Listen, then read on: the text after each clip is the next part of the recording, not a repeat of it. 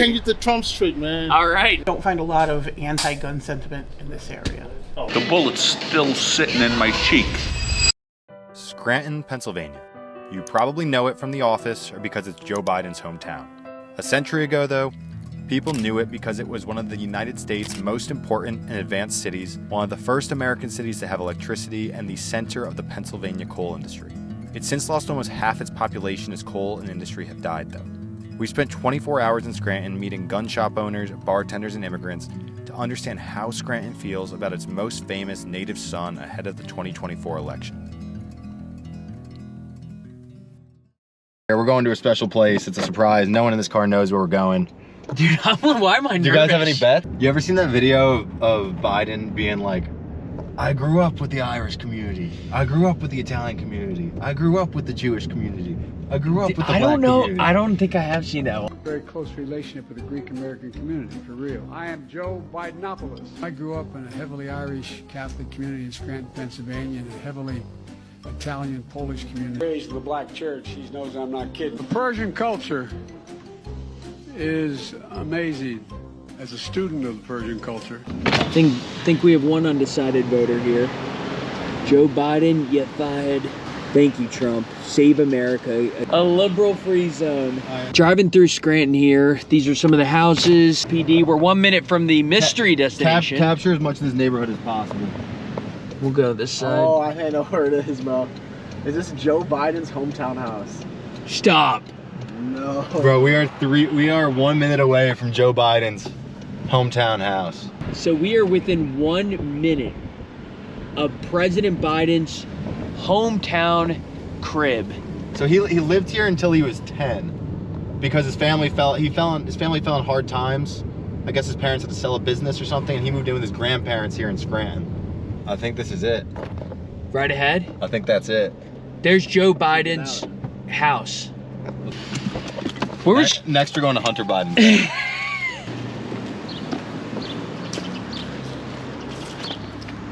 You are standing in front of the childhood home of the 46th President of the United States, President Joe Biden.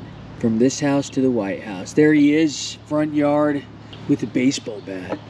It's a really nice street. It's down there. It's a little bit rough, but when you come up this street, it's a very nice middle-class American neighborhood. Kind of makes sense. Biden, for all of his, I mean, I'm sure I'll get called a liberal for saying this, but for all of Biden's flaws, he does seem like a relatively down-to-earth dude. Yeah. I mean, he went to the point that you were saying earlier, whereas in so many countries, like in the UK, pretty much all the leaders, they go to boarding schools, they go to Oxford or Cambridge, and then they become, the prime minister. Like, Biden went to Delaware, and then he was, what they say, bottom of his class in Syracuse law. Trump says that too. Which some people would use against him, but on the other hand, it's kind of like, it's more reflective than being the valedictorian of Harvard. Another thing is he's seen so much American history, both in this town. When you think about the struggles of America, Scranton encapsulates many of them: a declining population, industrial activity leaving the community, devastating the jobs outlook, and but here's old Scranton Joe. All right, now we gotta go see where they filmed The Office. Yeah. Also, we're meeting a local deli owner for lunch. Let's go. I'm excited for That's awesome. He wants to talk politics. Well, this is pretty hard to read, but founded in 1882, the institute that became the Scranton State School for the Deaf. No trespassing. Enter at your own risk. I'm down to get out. Turn back, bro. This place is.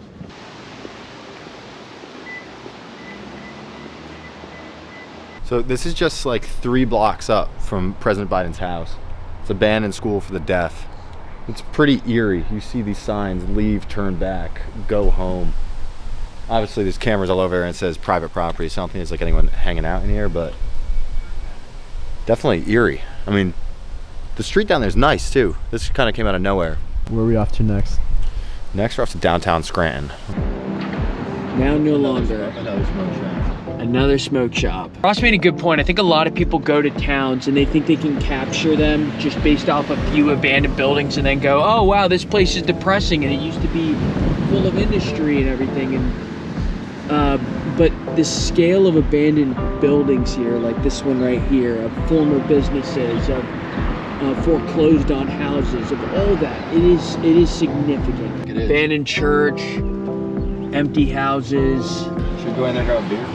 Yeah, let's go in there. Let's see All right, if they're we're gonna go into the Scranton pub. It's 12:29 on a Monday.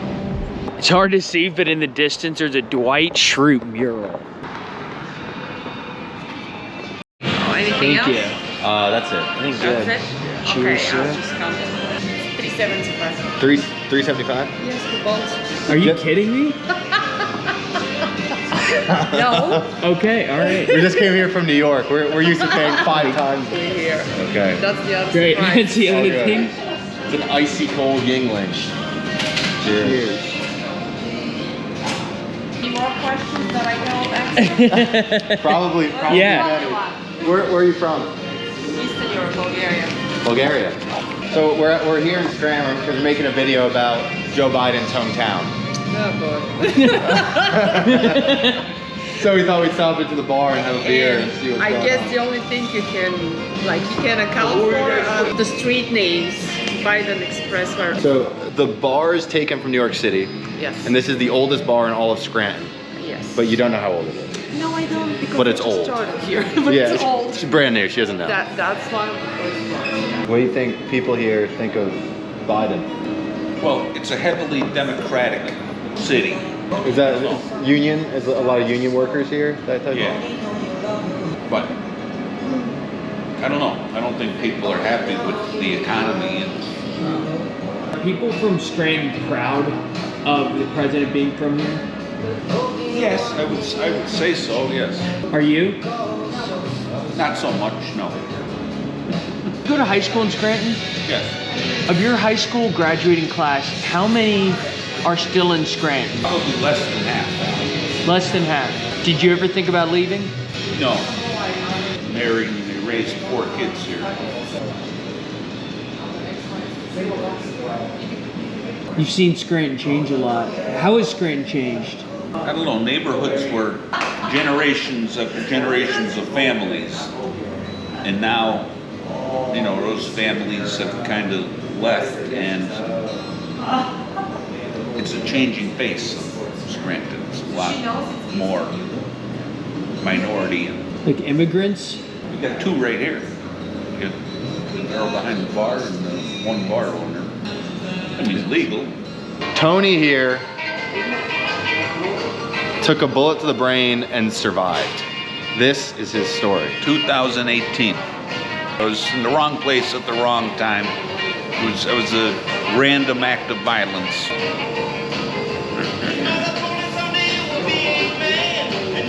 It was in a bar on the west side of Scranton. The guy got thrown out. He was acting up. He got thrown out of the bar. He got roughed up on the way out, and he had a gun on him. And he pulled it out and he shot the bar up from the outside in, and I got hit in the head, hit in the back of the head, hence the dead eye. You see the dead eye? It severed my right optic nerve, so I'm blind in my right eye. They say that it crossed my face and it broke my nose, but my nose doesn't look broken, does it? No. But I think it's up here, like in the septum area. Give me one finger. The bullet's still sitting in my cheek. You feel it? Oh my goodness. You can, Yeah. that is Yeah. unbelievable. What happened to the guy who shot you? He killed himself. He was being apprehended like that next morning, I think. And he holed himself up in his attic, and the Scranton SWAT team was trying to, they were smoke bombing the apartment to get him out, and he killed himself. How did you come to terms with that? Live day by day. You know, I haven't come to terms with it. I was happy to survive. How long were you in the hospital for? 6 months at least.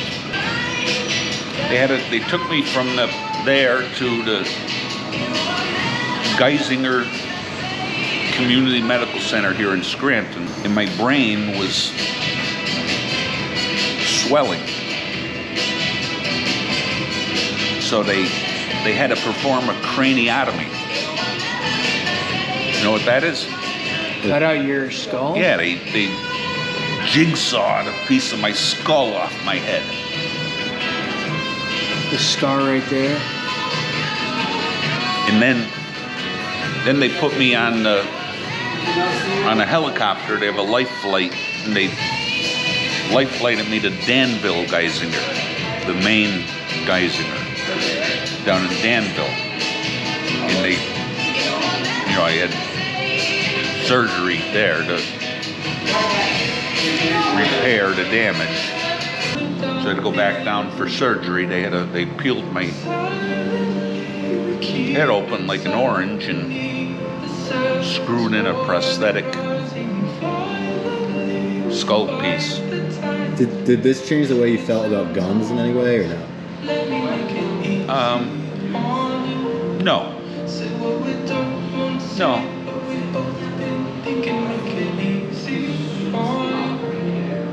Did it change your view on life in any way? No. Just try to continue to survive. Go on with life. So right here, we're headed into downtown Scranton. Everything we saw is kind of like the industrial edge, some residential neighborhoods. This here that we're heading into is downtown. We got the Ritz Theater, baby. And here we go. We're coming up on Biden Street. One of the guys at the bar that we were just at told us a lot of business owners here are angry. They changed this to Biden Street because they all had to change their signs, which cost them some money. Electric City parking. Let's go. You can imagine what the downtown was like at one point when this was like booming. These buildings are beautiful. So we're on Biden Street in downtown Scranton looking for people to talk to about Biden. But there are not a ton of people on Biden Street. So we're gonna take a walk up here and see who we can find. Sorry, I'm a Republican, man. You're a Republican? Yeah, I'm sorry, man. So you like Trump? I like Trump, but just for one reason, because I'm a Republican, number one. Number two is that he does what he say he will do, he will do it. Yeah, so, yeah. And that's it. So Biden Street. This Biden Street? This one is. They should change it to Trump Street, man. They should change it to Trump Street. Change it to Trump Street, man. All right, there you go. Where are you from? From Nigeria. Nigeria? Yeah. You think most Nigerian Americans, they support Biden or Trump? I don't know. I've been a Republican for a very long time, so I wouldn't even know. I wouldn't even say that. Everybody have their own party creation. What do you think about people who say Donald Trump is racist?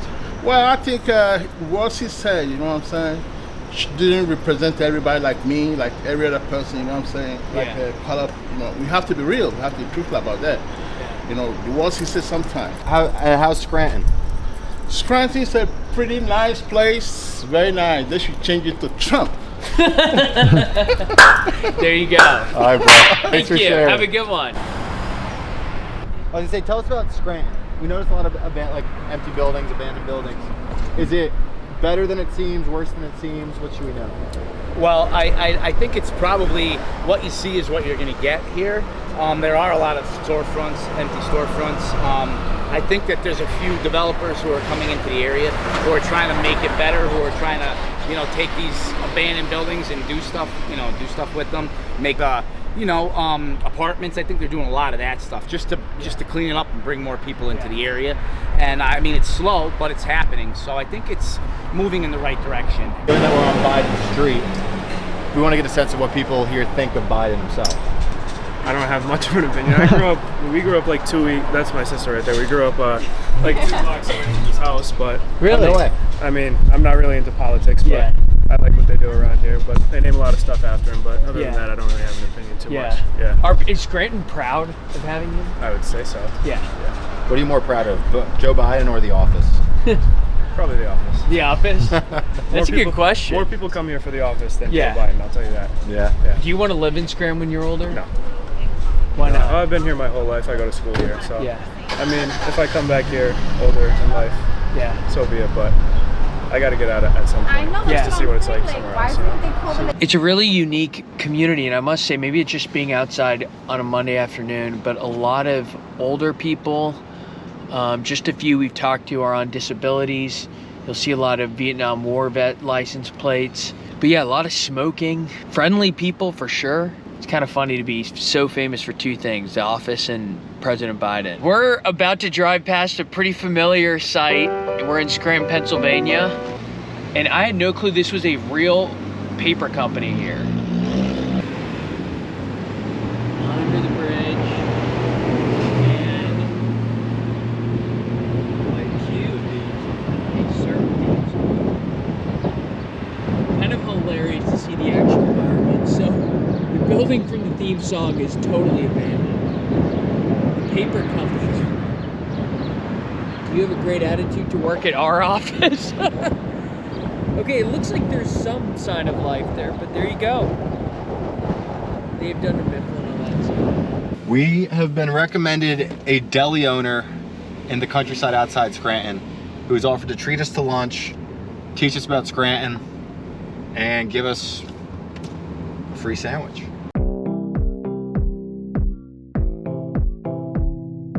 How you doing? Great to meet you. I'm Max. I'm Max. Hey, thank you. We're super We excited. had more people that were going to be in here at this time. We closed at 3 o'clock, but I want to leave you guys up. Oh, thank you so much. So I kept the grill on. We didn't break down the slicers, so you guys want cold, you want hot, you let me know. What were your first impressions of this area coming from Southern California? Around here, if somebody finds out you were in their neighborhood, and you don't stop by, that was considered rude. Right? In Southern California, if you're in somebody's neighborhood and you stop by without calling them first and make an appointment, that's considered rude. Sorry. How's the sandwiches, by the way? It's amazing. Amazing. This is unbelievable. It looks like you hate it. We got grown-up Nesquik. My boy flavored super coffee. Get that protein. 80 calories. Oh, there's protein in it? 10 G's of protein, 80 150 calories. milligrams of caffeine. Yeah, you need coffee, you beta. Oh! You know who drink a lot of coffee? Voltaire, 40 cups. Thank you. Game over. Loser. Yeah. Absurd amounts. Teddy Roosevelt drank a gallon a day. 16 cups. No one asked, buddy. All right, we just finished up lunch at Ryan's. Legendary owner. All right, we are here in Throop, Pennsylvania, just outside Scranton. And one of our followers DM'd us, and his name is Dustin Fagnani. He said, I own Fagnani's Firearms. So we're here to go see what's going on at Fagnani's. 40% of adults in Pennsylvania own firearms, and in parts of the state, it's pretty much 80% or higher. Great place to talk. Dustin? That would be me. Hey! How you doing? Good, about yourself? How you doing? Good. I'm Max. Max? Great Pleasure to meet you. I'm Max. Max as well. Max. Hey, huge fan, you guys. Like, not just blowing smoke up your ass. You guys have been the only place I get my news for like the last 4 years. Well, that is awesome. So you are Dustin Fagnani, correct? Yes. Am I pronouncing the last name correct? No, Fignani. Fignani. Close enough. Lovely assistant Barbara. Barbara, how you doing? Oh, I'm fine. Mike. Hey. How you doing? He's a magic gunsmith. Yeah, he can fix anything you bring. So how long you had it? We're here, what, about a year and a half now? About a year and a half. About a year and a half. I worked in the industry in some capacity for about 4 years and learned a lot of what not to do from other areas. Especially in such a highly opinionated industry like we're in, there's a lot of, I don't like to say it, but just a lot of overt racism, shit like that. So we like to be the opposite of all those types of places. What do you mean by that? I won't disparage my former place of employment, but if you walked in there as like a young African-American man or Hispanic, they're going to make assumptions about you based on your appearance. And that's just, just not right, honestly. Everybody has the right to self-defense, and so that's what we pride ourselves on. We have a very wide and diverse customer base. I love it. Well, so if I'm a Pennsylvania resident, yeah, and I come in here, can I just buy whatever? Absolutely. Anything you see. If you're over 21, yeah. Yeah, if you're No over background 21. checks? No, you No, need a you background have to run a check. background check. Okay. So in the state of Pennsylvania, we run a federal background check for all long guns, so rifles, shotguns, that type of thing. And for pistols, we run the federal background check, and there's also a state police background check. So that's looking for, what do you look for in that? Well, we don't look for anything. We just fill it out. basically any history of criminality, any type of, if you were involuntarily committed, stuff like that. They're not always perfect. Sometimes people slip through the cracks. Sometimes This is what the forms look like. sometimes people get denied who shouldn't be denied either. So it's not a perfect form by any means. Mm-hmm. Yeah, of course. I'm happy to answer anything. So, first question, in Pennsylvania, is there a political divide between who buys guns? Not really. We have everybody from your average run-of-the-mill hunters to I use this term lovingly, not disparagingly, but like your Call of Duty kids, black, white, Hispanic, Asian, really everybody around here has a gun. It'd be easier to even in the city in Scranton. Yes, even in the It's not like some places where there's a big political divide. If people might look at you differently if you own a gun. People might look at you differently if you don't own one around here. Really? We like to hunt. We like to have self-protection, and you don't find a lot of anti-gun sentiment in this area. So people are historically Democrats, but our congressman Matt Cartwright, he's a Democrat. Very pro civil rights. The whole nine, and he shops here. He's a big hunter. Oh yeah. So yeah, it's not really a political thing around here because, like I said, everybody more or less has a gun. What's your message to somebody who sees this, and like many Americans, they are just terrified? Whether through seeing it or just through hearing, if their eyes are closed, AR-15. I mean, you can't change everybody's mind, but I tell them to, maybe familiarize themselves with it. Maybe think about there might be a day where you need one of those to defend your family, your loved ones, what have you. Don't be so quick to judge people that exercise their Second Amendment right. I would also say, statistically, automobiles are more dangerous than firearms. Absolutely. Are you afraid of your car? Only when he's driving. Right, but you're not afraid of it because you have a license to drive it. It's like, well, how'd you get it? Well, I practiced driving. I learned how to operate it. Same thing with the rifle. You don't have to be afraid of it so long as you know how it works and how to operate it, and operate it safely. Mass shootings, specifically American mass shootings, are a mental health problem, and I think we need much better, just resources for people that are feeling mentally ill, people that might feel like they want to go do something malicious with a firearm. Mental health is a big crisis in this country, and we don't do a lot to help them. Mm-hmm. I don't think more regulation will do anything besides hold up legal gun owners who don't have malicious intent. Mm-hmm. What are the biggest misconceptions about guns?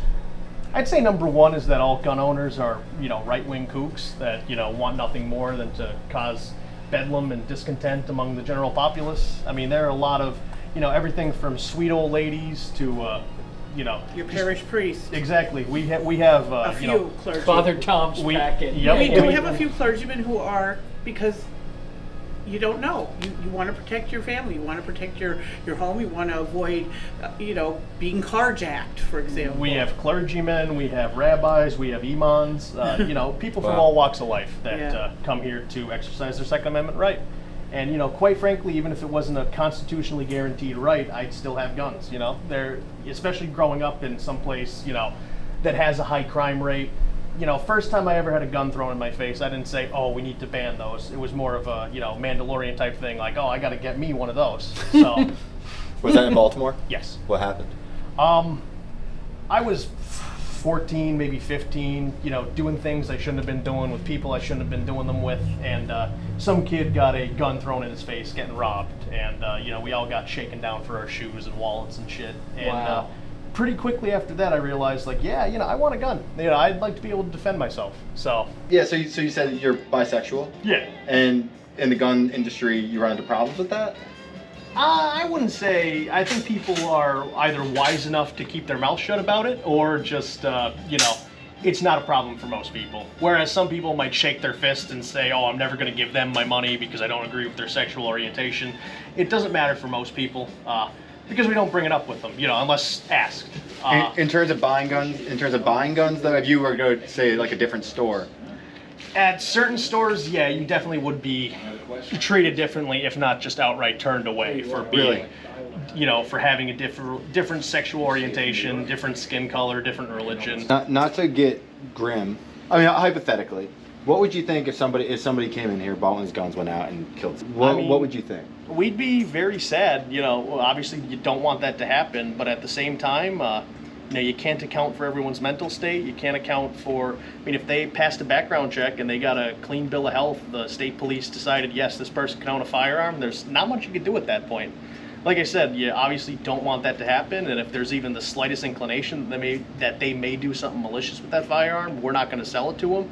But assuming that's not the case and they just, you know, wig out one day and do it, you know, I liken it to somebody selling a Ford, and then that night the guy takes his Ford, gets drunk, and kills people in a drug driving accident. You can't control what happens to something you sell. You can't control what they do with the butcher knife. You can't control what they do with the gun. Barbara, when did you fire your first gun? I was probably... I owned my first gun myself when I was 12, and it's still in the corner of my bedroom. And she won't sell it to me. And I will not sell it to them. I'm God, you can't get 231. I'm leaving it to you in my will. I appreciate it. But yeah, so I was 12 when I owned my first gun. Yeah. And what was it? A Harrington Richardson single shot 12 gauge, right? 20 gauge. 20 gauge. That's just the kind of thing that anyone who sees this who's in France Right. is never going to be able to wrap their head around. Yeah. This is the inclusive gun store with the bright rainbow with guns. And Legos. We love Legos. I love the heat shout out. Awesome. He had a great ass. We you know, every once in a while we'll just... Number one, it's not Fagnani, it's Fignani. Is how you pronounce it. Second of all, that was awesome. Or brutally mispronounced the name. It is not Fagnani, it's Fignani, but unbelievably educational about guns. So cool to hear about the history of firearms and all the buzz terms you hear in the media. And it's the inclusive gun store. I mean, I love that. You go in there, you'd be like, oh, it's a bunch of Republicans. Yeah. And he's like, yeah, we did it. He's bisexual. He said that they're doing this to be inclusive. Their brand is We Are Inclusive. Okay, so people told us that one of the big abandoned factories in Scranton was the lace factory. So we put that in the GPS. We drove over to the lace factory, and it is nothing like we expected. No, not at all. It's actually in luxury apartment building now, and it's a wedding venue. We just met two people who just moved in here, and they have tennis courts. It's really cool.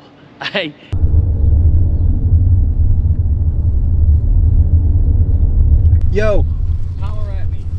we're making a video about Scranton. So what's up? Can you tell us? Philadelphia, bro. What's up? Why are you here? I'm from South Philly, bro. I got the whole shit on my. I got the whole skyline on my back, bro. You do? Yeah? This is up here. Check me out. Oh shit. Philly for life. Huh? What are you up to right now? You have no idea. And don't worry about it. Get out of here. Surrounding Scranton is coal country. Specifically, the area around Scranton has the world's largest supply of anthracite coal, a kind of high-carbon, high-density coal. Well, this once powered America's industry, it no longer does. And as that industry has collapsed, the area around Scranton has fallen on hard times. That's where we went next, west into coal country, where we visited one of America's eeriest and most infamous places. Subscribe for that in our next video and the rest of our Pennsylvania road trip. Thank you for watching. People are always looking for the smoke, but there's no smoke.